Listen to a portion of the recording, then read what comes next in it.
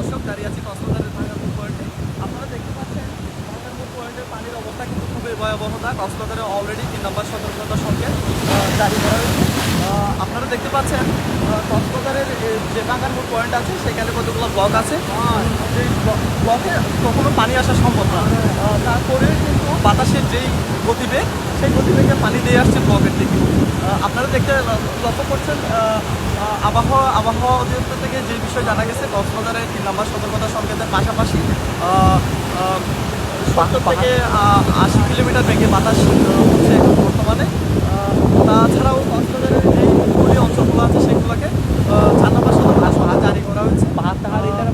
কক্সবাজারে যেই পাহাড়গুলো আছে, কক্সবাজারে যেই রোহিঙ্গা ক্যাম্পের পাহাড় আছে, সেখানেও সতর্কতা সংকেত জারি করা হয়েছে। এর জন্য প্রশাসন জোরদারভাবে দাবি করেছে যেন কেউ ঝুঁকিপূর্ণ অবস্থানে